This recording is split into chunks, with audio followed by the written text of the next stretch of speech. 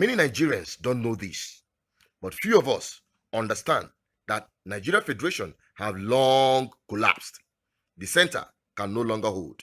Last year, a man called Nnadi, the Secretary General of Lower Niger Congress, went to the United States of America to intimate the world, specifically addressing the US Congress, intimating them about the carnage, the killing of Christians in Nigeria.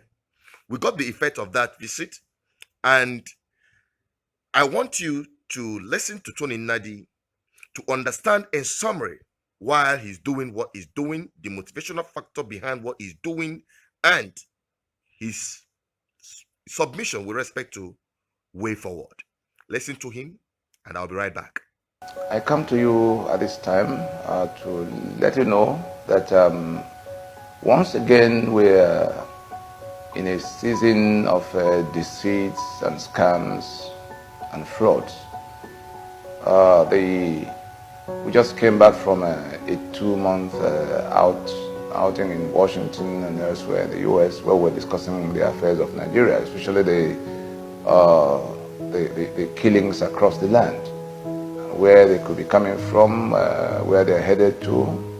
You also recall that in December of 2018, we had talked about the need for the elections that were planned for 2019 to be deferred so that we could go rework the foundations that had gone bad. The Federation of Nigeria has collapsed. We still have the country, but we have a federation that has been hijacked by the federal government, and which has in turn been hijacked by the Fulani, who had come from all over the West African sub-region, now trying to make Nigeria their home place. And we realize that elections will not solve the problem that confronts Nigeria at this time. And in the Freedom Park Proclamation of December 11, 2018, the self-determination initiatives of the Greater Eastern Nigeria, that's the Lower Niger, the Yoruba, and the Middle Belt, together address the global audience as to the need to immediately halt the journey to 2019 elections, especially the presidential election, in which we will be renewing the life of the constitution that was imposed, the fraudulent constitution of Nigeria that has been the source of the misery of both the people and the country itself. In fact, that has consumed the Union of Nigeria. But more than all of that, we also pointed out in that Freedom Park Proclamation that Nigeria has arrived at that bus stop where South Africa reached in 1990, at which point it had to work out a mechanism to ease out the apartheid constitution. Now we've gone to the election. All of the things the Freedom Park Proclamation anticipated could go wrong have gone wrong now. We have an inconclusive election. We have the prospects of that constitution remaining the basis of the union, and we have seen the killings that were already there before being escalated because a strange force has seized the union. So part of what we want to tell them, what we want to share with them in the US from January of 2019 was that the ISIS that they were thinking had been dislodged in the Middle East had since relocated to the West African sub-region and has made Nigeria its hub, and that if nothing happens to stop them, they're going to overrun the whole of Nigeria and take down along with them the whole of West African sub-region. Now we've come to where more people are aware of that situation, and things are heading to where those who are trapped in this union of attrition, union of death, union of backwardness, are advancing their self-determination steps that are going towards referendums already. And we have this this group of people again who were used to sustain the journey to the 2019 election. The Showore group and those who are doing not too young to run, sustaining the scam that was the 2019 election. They are out again to say they want to do a revolution on the 5th of August. Let it be known to all of us that there is no revolution intended. What they want to do is to distort and derail the self-determination initiatives that have come to where people who are fed up with Nigeria are taking decisive steps to wind up the union that have been imposed on them by people who are not willing to listen to anything, people who are out to kill them. In an ethnic cleansing, I'm sure many of us saw on the national TV from the US, where Frank Gaffney was talking about Fulani ethnic cleansing directed at the indigenous populations in Nigeria for the purpose of taking over their assets. We had Gerard Danjuma talk about it before, and we had Obasanjo talking about the motive. So we're saying that this revolution, this so-called August 5th revolution, is an attempt to derail the and depart from the issues, to just take people away from the issues on the table, because those who are talking about that revolution are only talking about governance and the elections that will happen in 2023. Who were the ones who brought about this calamity we have in government house in Nigeria? Now go and check those who promoted the candidacy of the president and find out whether it is the part they were at the time the rest of us were talking about elections that will not solve these problems. And now they've been procured again by those who want to retain the union of death, but the one Nigeria that is not serving any purpose, the federation that has collapsed a long time ago, but which has been hijacked by a caliphate that now wants to wipe out the owners of the land to take over the entire place. We're saying that let nobody pay any attention to them. What they are pursuing is to create a commotion that will more or less overshadow all of what should be done at this time. Let our focus be on taking down the constitution that ensures that that killings are are being carried out by those who are taking the lands of other people.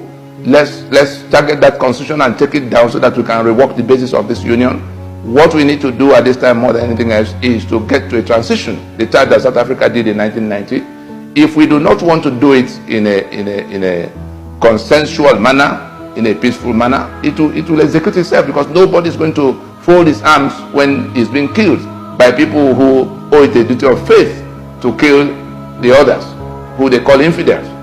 Nobody's going to be in a union of master and servant in which one side insists that all men are not born equal and therefore they are born to rule the rest. Between the two, we have a clash of civilizations that cannot be, that cannot cohabit in one, political union. The Federation of Nigeria died in 1966. Those who have kept it by force all this while have now come to where they want to eliminate the owners of the land that the British locked in together to call Nigeria all the while. The Nigeria we have in place now was not the Nigeria negotiated in 1959 at Lancaster House. And there's a majority, those who hold life sacrosanct and who believe that all men are born equal, throughout southern Nigeria, throughout the Middle Belt, are holding hands today to say that we must now accept that our federation had collapsed. We must now accept that we must go to a transitioning to rework the basis of our union. And if we're not doing it together, we can be sure that unilateral actions may overtake everybody. That's why we want to drop the anchor for now. Thank you very much. You see, Tony Nnadi have been on this for a very long time, and the Nigerian media and some manipulative media have been trying to suppress his actions, but BVI Channel 1 is the voice of the oppressed people, where we bring it raw, live, fresh, and direct, without missing word. We are not here to be politically correct, and we are not here to be sectional.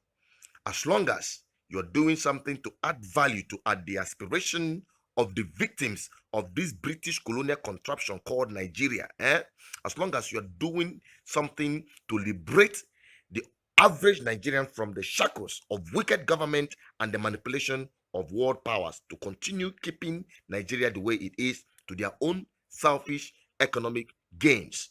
As long as you're on the same page with us, here is your platform. And that is why I encourage people to subscribe to this channel, click on this channel, because we are mopping up powerful community that will transform and change our lives for good. Tony Nnadi have done his own bit. If you have any opinion to what he said, if you have any about opinion to what he said, you can put it down on the comment section. Let the discussion continue, and we encourage other people to, whatever you're doing for your people, whether you're a Biafran, whether you're Duduwa, whether you are Arewa, because I believe that some people in the north are also tired of this wicked thing, the crime against humanity called Nigeria. Nigerians, true Nigerians, are tired of this system, because the only people, I'll continue saying, the only people that are beneficiary of this Nigerian state are the political and the elite class. The people, the average Nigerians, are victims of this system. And that is why the needful must be done now, sooner than ever. There are things that I'm supposed to bring to your notice. We have a whole lot to expose, especially in my homeland, in the Igbo land, in Biafran land in general. A lot of things have gone wrong, but we are having limitation, we are having setback, especially with respect to mobility. If on my car, he packed up. In fact, sometimes he puts my life in danger by packing up in the middle of the night, in the middle of nowhere. And it's high time. Those of you who are being an ardent follower of this platform, I am moved to tell you this, that it is time we get a better mobility, because there are things to be exposed. Honestly speaking, there are things to be exposed, and we are having limitation. We don't even have the time, we don't even have the mobility to get you some of these things. And that is why it is needful that this rickety car should not keep the voice of the people down. It is high time we have a change. An ordinary bus that is rugged is needed by BVI team to carry out this very important task for our people. One bus will not kill my people, or will not be too hard for my people to agree with BVI Channel, one team, on how to get at least one bus for our mobility and for our other activities. We need your assistance. We need drone, we need cameras, we need phones. In fact, if I show you the front of this phone that I'm using right now, it is shattered. But we kept managing it because I don't have any option. So I'm calling out on you. This is New Year. I don't want this year to pass by with us struggling with this old Reketika. It's packed in the mechanic for the past 3 days. And the places to go, the things to cover, to bring to your notice, and to expose the impunity and empower you with right information is lying there. So please, if you are touched, hit on our inbox or call 081045455533 to reach out to us. Thank you for watching. Keep subscribing, keep liking, keep sharing. But no matter how rugged the way is, we are determined to take this fight to a logical conclusion. And as I'm concluding, I want to tell you, with the issue of Amatekun, some people have told me or asked me what's their opinion. I am coming up with something that will open your eyes with respect to the Amatekun and the irresponsibility of the Southeast governors. See you next time. Goodbye.